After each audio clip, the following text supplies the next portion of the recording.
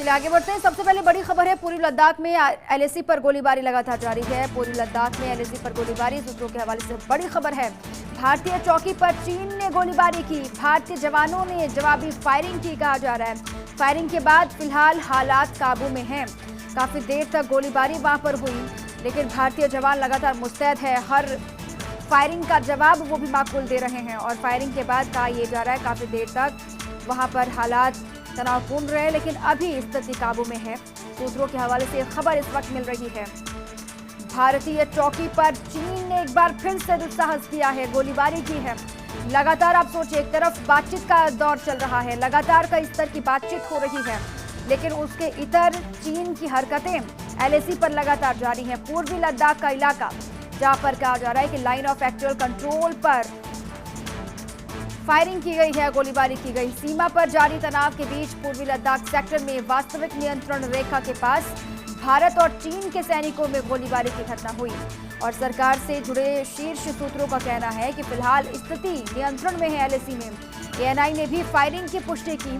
LAC के पास दोनों देशों के सैनिकों के बीच लंबे वक्त से तनाव बना हुआ है और दोनों ओर से सैन्य कूटनीतिक स्तर पर स्थिति को सामान्य करने की कोशिश लगातार की जा रही है।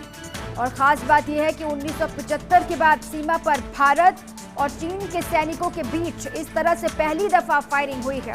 सूत्रों का कहना है कि चीन की ओर से भारतीय क्षेत्र में फायरिंग की गई, जिसके बाद भारत की तरफ से भी जवाबी कार्रवाई की गई। दोनों पक्षों की ओर से कई राउंड फायर हुई और साथ ही फिलहाल स्थिति नियंत्रण में होने का दावा किया गया है।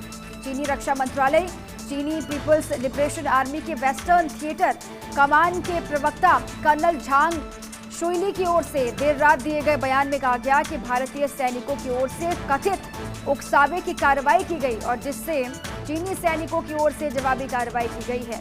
हालांकि भारत की ओर से अभी इस फायरिंग को लेकर कोई बयान सामने नहीं आया है। और पीएलए वेस्टर्न थिएटर कमांड के प्रवक्ता कर्नल झांग शुइली ने यह भी खुलासा किया कि भारतीय सेना ने अवैध रूप से सोमवार को पेंगोंग झील के दक्षिणी किनारे के पास शेनपाओ पहाड़ में वास्तविक नियंत्रण रेखा के पास जो रेखा है उसको पार किया। लगातार अपने अपने दावे हैं। लगातार चीन जो हालात एलएसी पर बने हुए हैं उसके लिए भारत को जिम्मेदार मान रहा है। लगातार आपने देखा कि देश के रक्षा मंत्री और चीनी रक्षा मंत्री के बीच जब मॉस्को में बातचीत हुई थी 1 घंटे से ज़्यादा की, तो वहाँ पर भी यही कहा गया चीन की तरफ से कि भारत की तरफ से ही लगातार ये कोशिश की जा रही है उकसाने की। और एक बार फिर से बयान सामने जो आया है चीन की तरफ से आधिकारिक, उसमें भी ये कहा गया है कि भारत के जवानों ने उकसाया, लेकिन अभी तक भारतीय सेना की तरफ से कोई आधिकारिक बयान दिया नहीं गया है। लगातार कहा यह जा रहा है कि एलएसी पर चीन की हरकतें लगातार बढ़ती जा रही हैं। 1975 के बाद ये पहला मसला है, पहली दफा है जब एलएसी पर फायरिंग होने की सूचना मिली है। हालांकि एएनआई ने भी इस खबर की पुष्टि की कि एलएसी पर फायरिंग हुई है। अब वहां पर कितनी देर तक गोलीबारी हुई, कोई नुकसान भी हुआ है, इसको लेकर अभी कोई जानकारी फिलहाल है नहीं। लेकिन लगातार चीन की कायराना हरकत आप देखिए, बात लगातार हो रही है। कमांडर स्तर की बातचीत भी हो चुकी है, कई स्तर बातचीत लगातार जारी है अपने अपने लेवल पर, अलग अलग जगहों पर। लेकिन उसके बावजूद भी चीन अपनी हरकतों से बाज नहीं आ रहा। लगातार एलएसी पर जो हालात हैं तनावपूर्ण बने हुए हैं। और कहा यह जा रहा है कि लंबे वक्त के बाद जिस तरीके से लद्दाख में हालात का दावा किया जा रहा है वो दोनों ही देशों के लिए, कम से कम अभी के लिए तो अच्छा नहीं है, क्योंकि लगातार लंबे वक्त से शांति बहाली की बात कही जा रही है दोनों तरफ से, वो चीन की तरफ से हो या फिर भारत की तरफ से हो। लेकिन कोशिश सिर्फ भारत की तरफ से लगातार की गई शांति बहाली की।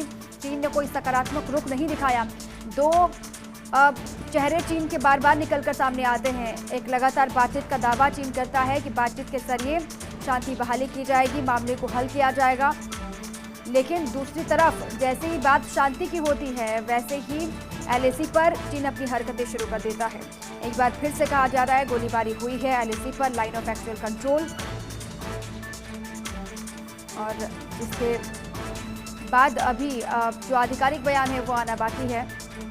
लेकिन लगातार ये कोशिश, एक तरफ आप सोचिए कोरोना काल, क्योंकि कोरोना का जन्मदाता चाइना और कोरोना की वजह से पूरी दुनिया इस वक्त परेशान है, भारत इस वक्त परेशान है, लगातार केसेस बढ़ रहे हैं। और दूसरी तरफ चीन लगातार घुसपैठ की कोशिश कर रहा है एलएसी पर। और इसके लिए अंतर्राष्ट्रीय स्तर पर हालांकि कई देशों ने खुलकर चीन की किरकिरी भी की है। एलएसी पर जिस तरीके से हरकतें चीन कर रहा है लगातार, वो लद्दाख का इलाका हो या फिर अरुणाचल का इलाका हो, अरुणाचल से भी लगातार ये खबर आई कि 5 वहाँ के लोगों को अगवा किया गया है चीन की तरफ से। और ये एक बार फिर से ताज़ा खबर है जब एलएसी पर चीन की तरफ से ये हरकतें की गई हैं, गोलीबारी की गई है।